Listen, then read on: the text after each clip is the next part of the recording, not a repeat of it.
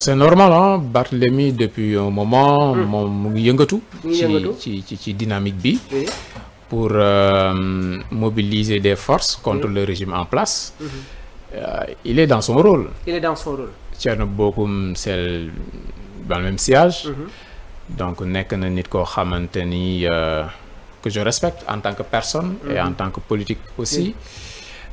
Il fait partie de la jeune génération boo xamante ni li mu fi def ci politique ñi gis nañ ko lu rafet la. D'accord fii donc am na droit am ambition bu ne.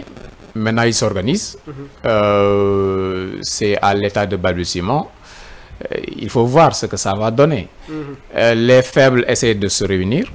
S'ils parviennent à se réunir tous les faibles s'ils se réunissent, ils peuvent devenir forts. Il faut devenir fort. Ouais. Alors dafa am kàddu yi nga xamante ne Moustapha Diop notre confrère jotoon na ko yëkkati avant la présidentielle mu ne Barthélémy Diaz est en train de ruminer sa mort politique est-ce que jàpp nga ne que tey jii nii Barthélémy Diaz mun na amaat peut-être quelque chose bi nga xamante ne day concerner sa représentative populaire mu gën a am doole est-ce que jàpp nga ne que Barth a les critères pour exploser waaye tamit devenir une personnalité qui va se démarquer dans le champ politique Pape Cheikh.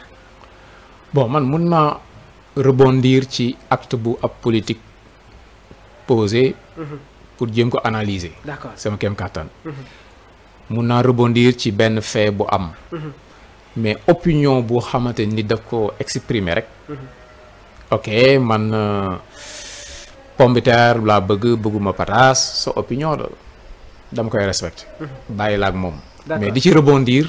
Loolu nekk na loo xam dama koy éviter. D'accord. Donc mun naa analyser Barth en tant que homme politique sénégalais boo xamante ni. am na lu mu teg gis nañ ko nu mu ci kiiwee. ñu xool nuñ ko jéem a jàngate. Thierno Bocoum ni mel mais jugement yooyu ñëw di wax sa xalaat ci nit keeg yooyu bon man j'évite ça daal. D'accord. Alors Mahou nan ngay jàngatee tey jii comme ni ma ko waxee sànq front bi nga xamante ne mooy le front citoyen gis nañ ci des personnalités comme Barthélémy Diaz ak Thierno Bocoum donc nan ngay jàngatee tamit bi la alliance. xam nga en fait pour man Barthélémy xam nga homme politique moom fekk suuluñu ko moom deewul. politique moom armée lépp rek armée la nga koy. mais est-ce que jàpp nga ne que Barthélémy Diaz. non mais leen la Barth dafa am leen loo xam ne dafa takk ci moom. parce que fan yii mi ngi accélérer les sorties médiatiques daf ko war a dindi. je crois que dina métti trop pour mu dindi ko. oui mais daf ko war a dindi ci moom. Barthélémy il est toujours peint comme étant quelqu'un de très violent. et dafa am benn langage boo xamante ni pour man Barthélémy xamul Sénégal fi mu toll. Barthélémy pour man Sénégal il joue toujours il incarne toujours le boy town le jeune branché le bandit loolu noonu parfois dafay non peut-être qu'il n'est pas comme ça ah wax dëgg yàlla xaw ma ko parfois mën na am melu noonu mën na am il n'est pas violent mën na am mais il a un langage violent et bëri na ci Pastef ñoo xam ni tamit ils ont un langage violent mais Barthélémy loolu daf koy coller à la peau. mais est-ce que tey jii une personnalité politique comme Barthélémy Diaz warul tamit gën a bàyyi xel si lépp luy jëm sur l'aspect communicationnel. sur le ton du discours moom laa la wax dama ne loolu yëpp ci lu ay points yu mu war a améliorer la. dans sa communication. mais da ngay gis que ne loolu noonu il faut que moom mu dindi ko bu ko dindiwul rek day am problème. mais nag c'est normal que l'opposition s'organise. D'accord. parce que à chaque fois que ci politique Sénégal il y a eu alternance pas bi ci njëkk mooy lan une opposition organisée. Une opposition organisée. dama la waxoon fii ma ne la alternance du am ci àdduna lu dul ñaar yi un pouvoir qui perd sa crédibilité. Et une opposition qui devient crédible. D'accord. Il faut une jonction de ces deux-là. Très bien. Comme ñoom dañoo jàpp ne pouvoir bi moo ngi commencer de perdre crédibilité. ñoom il faut qu'il soit une alternative. D'accord. Une alternative mooy lan dajaloo nañ xalaat nañ bokk nañ benn parce que tamit nag naa la wax leen. état bëri na doole boo xamante ni. Une opposition divisée mënul ci moom dara. mënul ci moom dara alors on va terminer juste en 2 minutes l'actu commenté ki nga xamante ne moom mooy l'ancien ministre chargé de l'administration et de l'équipement à la présidence Cheikh Omar Diagne a réagi aux récentes accusations portées par le Premier ministre Ousmane Sonko qui reprochait au président Bassirou Diomaye Faye une justice à deux vitesses. Si bile déclaration sans détour, Cheikh Omar Diagne conteste formellement les propos du Premier ministre Ousmane Sonko en les qualifiant de non conformes à la vérité. Donc Ousmane Sonko a déclaré que le président ordonne l'arrestation de ceux qui l'insultent et que lorsqu'il est lui-même visé, le président laisse faire. Ses propos ne collent pas avec la vérité, a lancé Cheikh Omar Diagne. Comme le ma la wax rek sànq si man opinion nit. opinion la dama koy bàyyi ak moom. d'accord waaw doo wax sa opinion. mu si dugg man ci fee yi laay analyser quoi. xalaatam la. Maxu Mandela la. non Cheikh Omar Diagne en fait ses positions da nga koy gis à chaque fois que ne. mais bon ça se voit noonu moom problème affaire d'affinité la. Tu sens nettement qu'il a plus d'affinité avec le président Diomaye qu'avec le Premier ministre Ousmane Sonko. Et loolu ñi ko xam nañ ne moom il est beaucoup plus proche de Diomaye.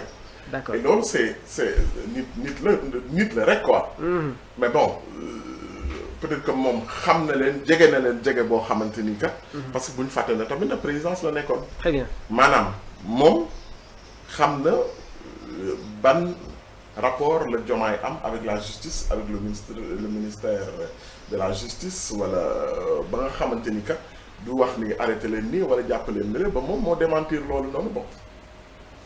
Face à l'actu ñu doon dalal tey ci bile plateau Pape Cheikh Sylla ak Maxu Mandela comme ni ma leen ko waxee woon sànq chaque semaine rek dinañu ñëw de décrypter pour vous les faits marquants, les stratégies politiques et les dynamiques qui façonnent le paysage national. Donc ça a été un réel plaisir di jàkkaarloo ak yéen saa su nekk di rafetlu encore une fois la présence de Pape Cheikh Sylla. Merci pour la clarté des analyses ak la pertinence. Ma bàyyi la nga tàggatoo ak suñu mbokk internet yi. waaw mais di leen jox dig daje bu yàggul dara. ok et puis gis naa liste ballon d'or joueurs yi génn na. foofu tamit il faut que ñu wax si déjà sànq rek yaa ngi doon wax si Nicolas Jackson avant ñu ñëw sur le ballon d'or. Nicolas bi nga xamante ne war na quitter Chelsea, Newcastle, Aston Villa ban moo war a nekk la bonne destination et lan mooy justifier tey jii les critiques envers l'ancien joueur du Casa Sport. bon Nicolas benn faiblesse la am mooy passeport africain la am rawatina bu Sénégal. Sénégalais moom nekk ko dafa jafe parce que boo nee si sa biir yi ñooñ du ñu bëgg nga tekki daanaka dara boo génnee def ay jaloore ñoom ñoo lay xarab. C'est ça.